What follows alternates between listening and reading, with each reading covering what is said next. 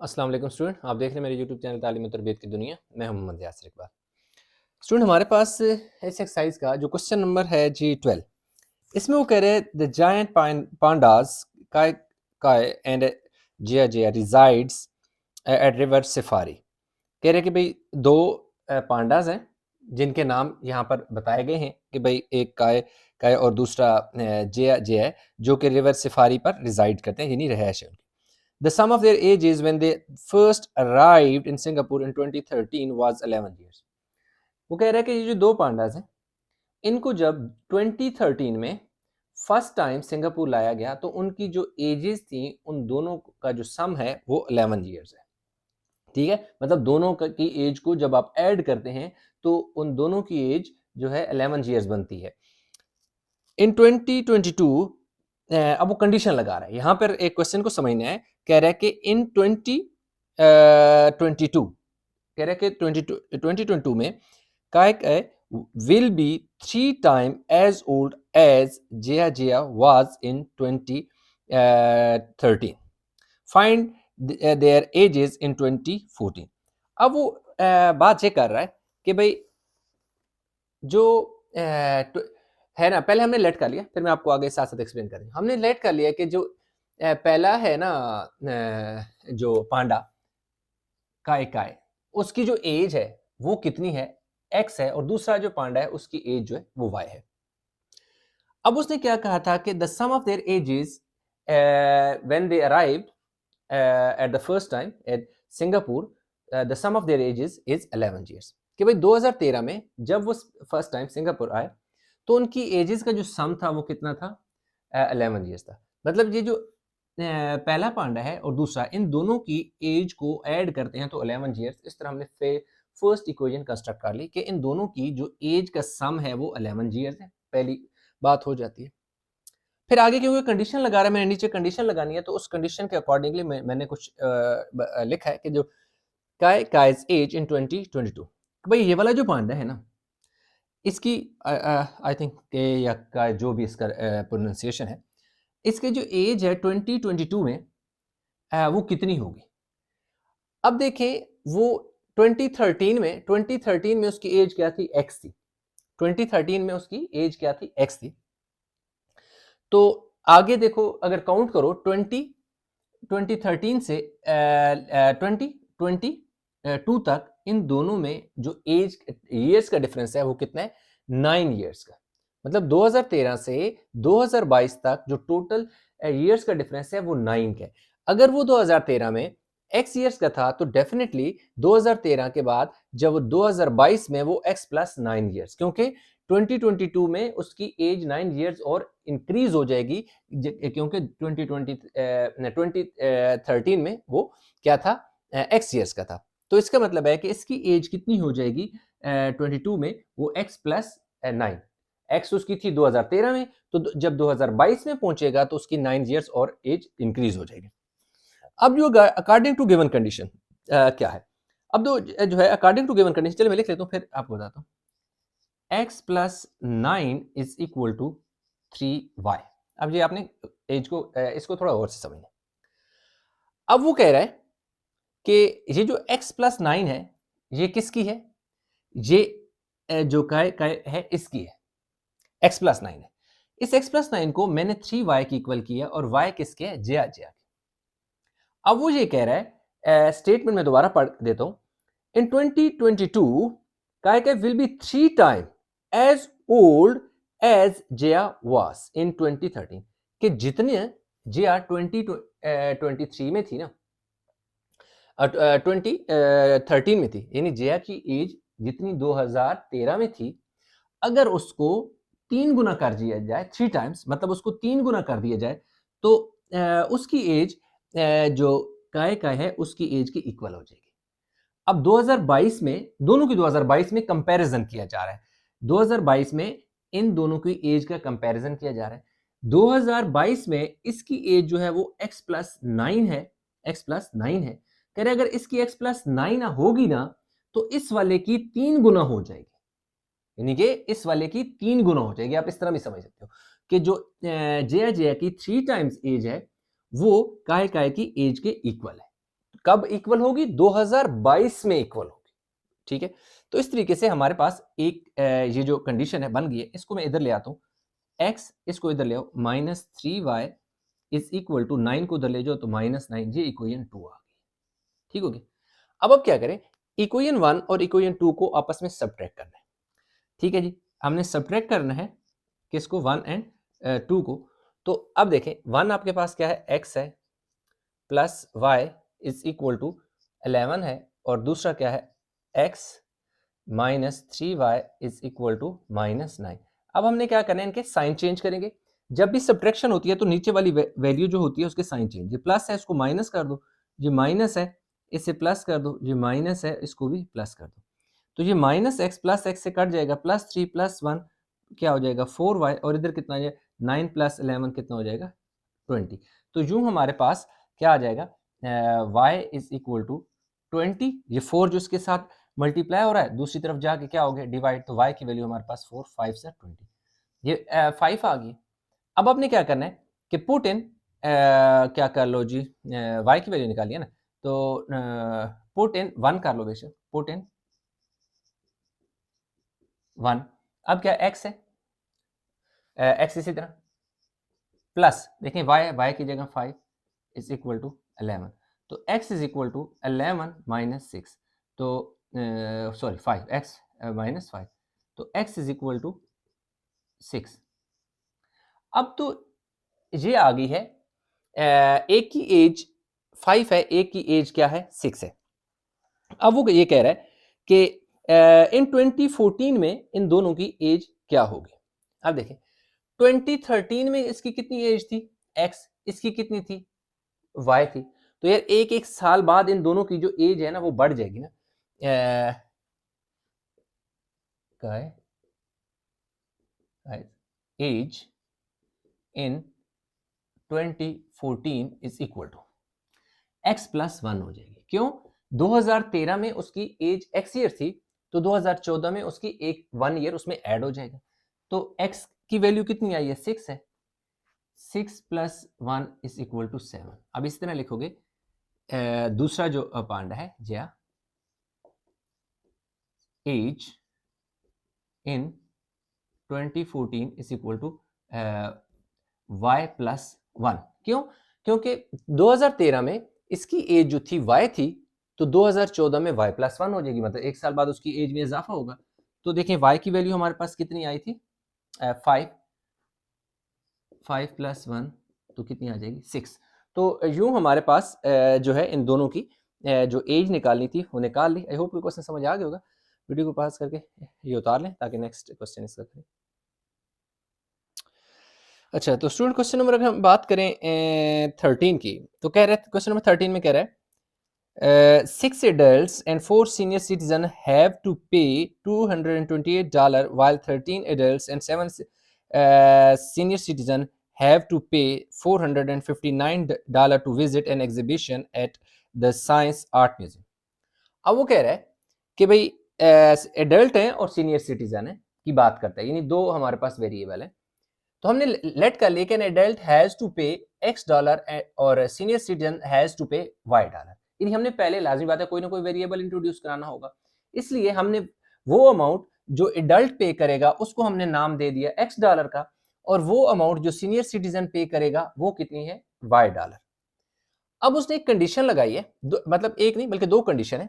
अब दोनों कंडीशन मैंने यहाँ पर लिखी है 1 by 1। ये फर्स्ट कंडीशन है, सेकंड कंडीशन है। अब फर्स्ट कंडीशन में दोबारा पढ़ता हूं, कह रहे हैं कि 6 एडल्ट्स एंड 4 सिटीजन्स।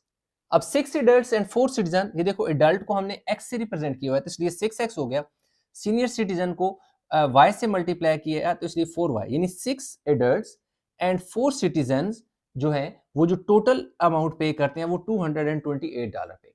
दोबारा रिपीट कर देता हूं, 6 adults and 4 citizens have to pay $228। ये देखिए आप डॉलर का बेशक साथ साइन सिंबल लगा लें, ठीक है। 6 adults and 4 citizens total amount जो पे करेंगे वो $228 पे करेंगे, वो फर्स्ट कंडीशन है। इसी तरह सेकंड कंडीशन लगाता है, while 13 adults and 7 citizens कितने गए जी 7 सीनियर सिटीजन हैव टू पे $459 कि भाई एक एग्जीबिशन है। पहली कंडीशन ये है कि 6 एडल्ट और 4 सीनियर सिटीजन जो हैं वो $228 पे करेंगे। अगेन दूसरी कंडीशन है, दूसरी ये सिनेरियो है कि 13 जो एडल्ट्स हैं और 7 जो हैं सीनियर सिटीजन हैं वो $459 पे करते हैं। आगे वो सिर्फ ये पूछता है find the total amount two adults and a senior citizen have to pay to the visit exhibition. आगे वो कह रहा है कि भाई आप ये बताएं कि 2 सीनियर सिटीजन हो अगर और एक साथ एडल्ट हो, यस नो सॉरी 2 एडल्ट और एक सीनियर सिटीजन, यानी 2 एडल्ट हम लें अगर और एक सीनियर सिटीजन लें तो टोटल कितने पैसे देने पड़ेंगे।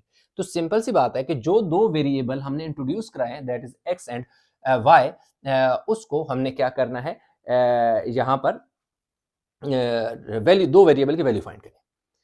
अब ये देखें कि जो एक्सरसाइज 4E हमने की थी उसी तरह का ये क्वेश्चन बन गई है। अब हम देखें कि इनका वेरिएबल हमने सेम करने होते हैं, जो कोफिशिएंट, यानी इधर क्या है 6 है, इधर 13 है, ये जरा नंबर बड़े हैं, हम y के वेरिएबल के साथ जो कोफिशिएंट है उसको सेम कर लेते हैं, यानी ये 4 है, ये क्या 7 है।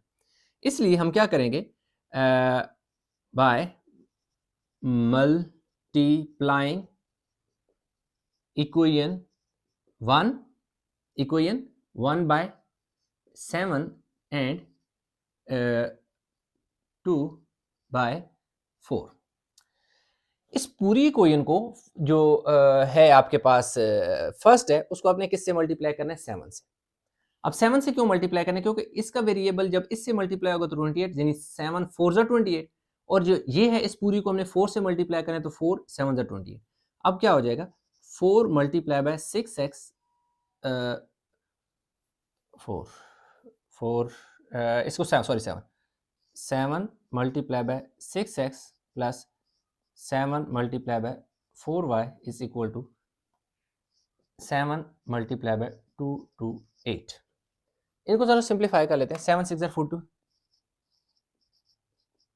7 4 28, 228 मल्टीप्लाई बाय 7 1596 इक्वेशन 3। इसको मल्टीप्लाई करना है किससे 4 से, 4 multiply by 13x 4 multiply by 7y is equal to 4 multiply by 459। 13 4 52, 28। अब मल्टीप्लाई करेंगे जी इनको तो 1836 इक्वेशन के आगे 4। इक्वेशन 3 और 4 को देखा जाए तो 28 वाई वेरिएबल हमने सेम कर लिए। जब आपके वाई वेरिएबल सेम हो जाते हैं, यानी एक वेरिएबल सेम हो जाता है, फिर आप साइन देखते हैं, इसके साइन प्लस इसका प्लस, दोनों के साथ साइन सेम है इसलिए सब्ट्रैक्शन होगी। अब आप क्या करो, सब्ट्रैक्ट करो 3 फ्रॉम 4 कर लो, सब्ट्रैक्ट 4 3 4 4 के ऊपर लिखो 52 x plus 28 y is equal to 18 36 42 x 28 y 1596। ठीक होगी। अब आपने साइन चेंज करने क्योंकि सब्ट्रैक्शन हो रही है ना, प्लस को माइनस कर दो, प्लस को माइनस कर दो, इनके साथ कोई साइन नहीं है तो डेफिनेटली प्लस का होगा, माइनस कर दो। यहाँ कितना बचेगा 10 बचेगा, ये कट जाएगा। अब हम माइनस कर लेते हैं जी इन दोनों को,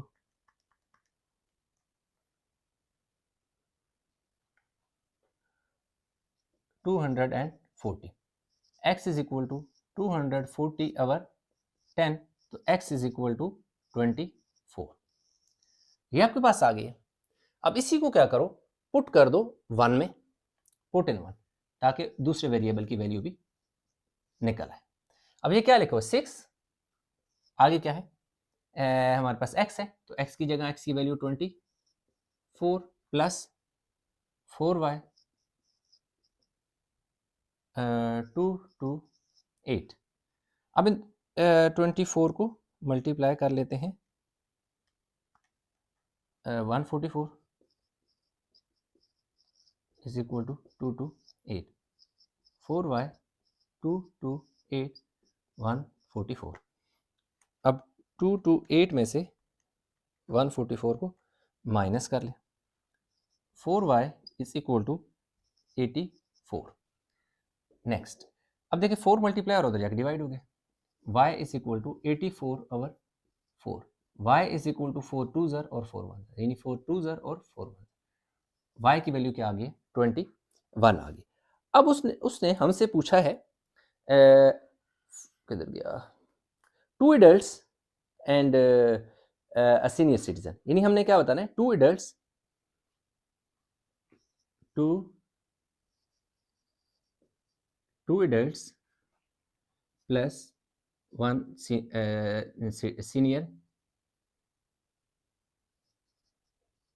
सिटीजन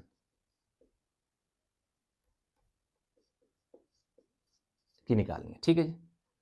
2 एडल्ट को हमने किससे रिप्रेजेंट किया हुआ है? x से। तो x की वैल्यू कितनी आई है? 24। तो 24 से मल्टीप्लाई कर दो प्लस एक ही सीनियर सिटीजन की चाहिए तो वो तो 21 है, 21। तो अब हमने इन्हें क्या करना है जी? सिंपल 24 को 2 से मल्टीप्लाई करना है। 24 मल्टीप्लाई बाय 2 और प्लस कर देना है 21। तो हमारे पास कितना आ जाएगा जी? 69।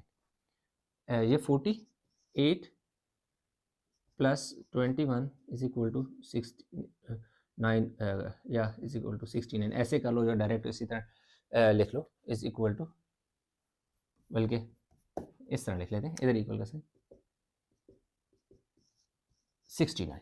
तो जो है इतने डॉलर उन्हें क्या करना पड़ेगा?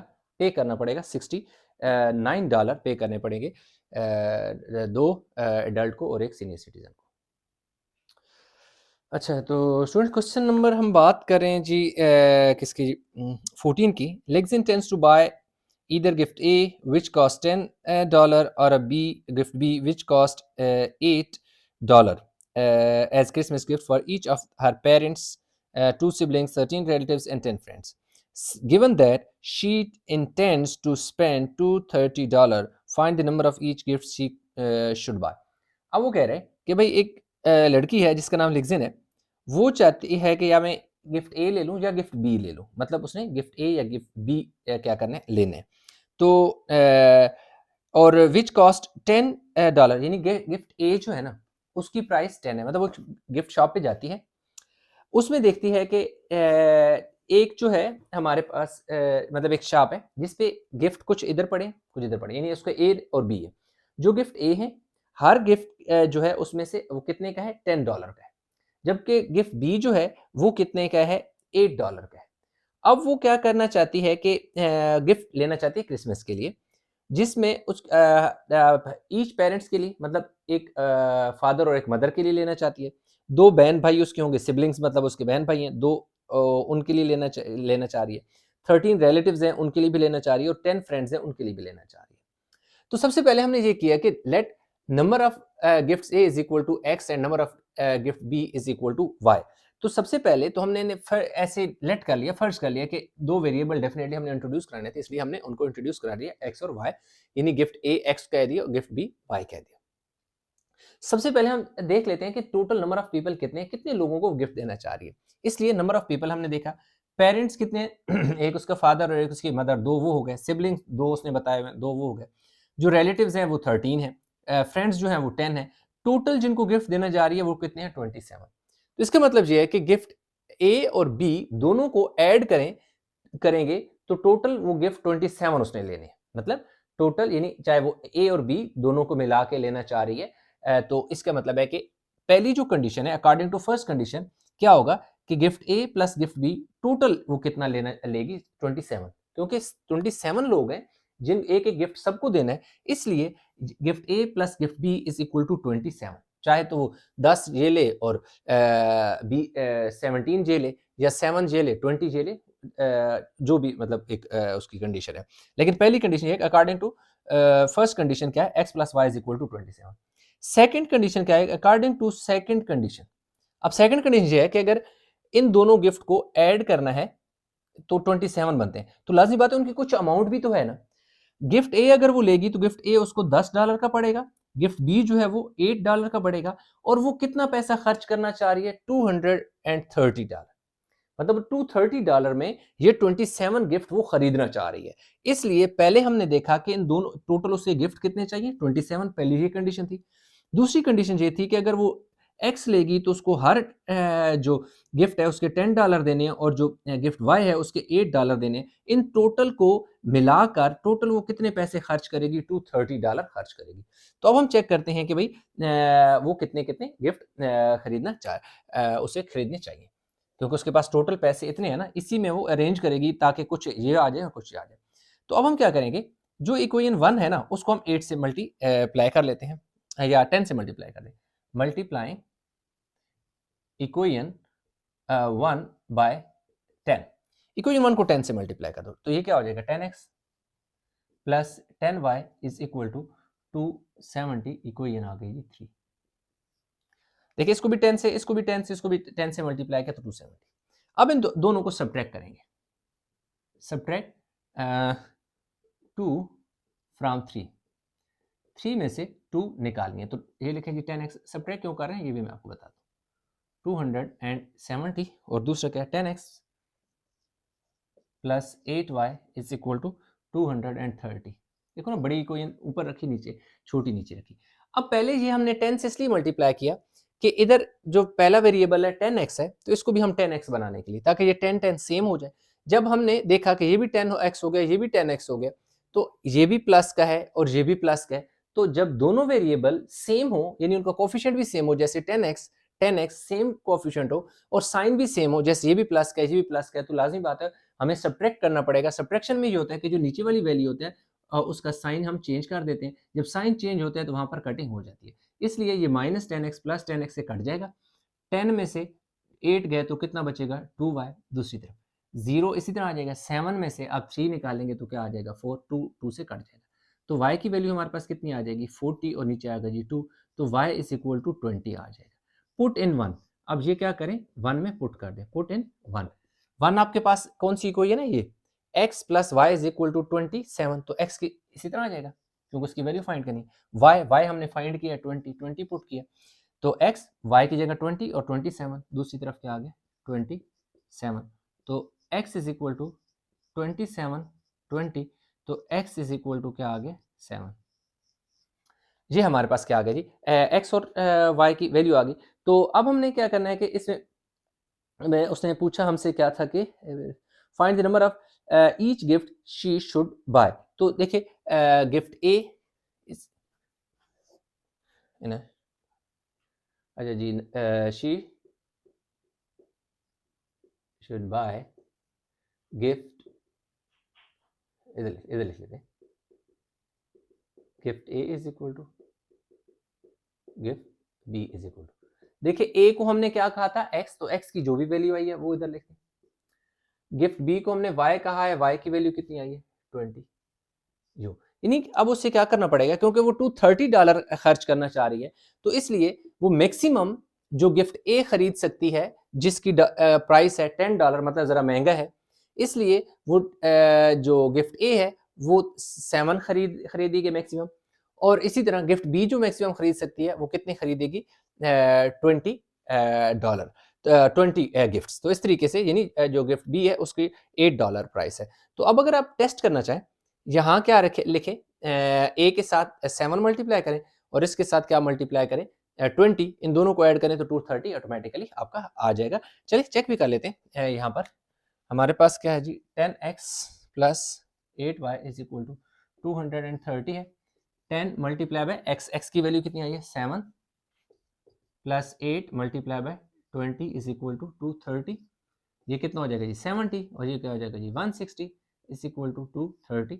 अब 0 प्लस 0 0, 7 और 6 13, 13 का 3 1 कैरी, और 2 230 इज इक्वल टू 2 थर्ड, ये देखें इक्वेशन सेटिस्फाई हो गई। हमने क्या किया, सिंपल इस इक्वेशन में एक्स और वाई की वैल्यू पुट की, तो दूसरी साइड पे 230 था, तो इस साइड पे 230 हो गया और इक्वेशन सेटिस्फाई हो गई। तो क्वेश्चन हो गया जी कंप्लीट, क्वेश्चन नंबर 14। तो आई होप कि क्वेश्चन समझ आया होगा। इसमें कहीं भी किसी जगह कन्फ्यूजन है, नीचे कमेंट में जरूर बताइए कि वीडियो को लाइक करें, शेयर करें, चैनल को सब्सक्राइब नहीं किया तो चैनल जरूर सब्सक्राइब कर लें। तो इंशाल्लाह मिलेंगे नए लेक्चर के साथ, तब तक अपना बहुत सारा ख्याल रखिएगा। अल्लाह हाफिज़।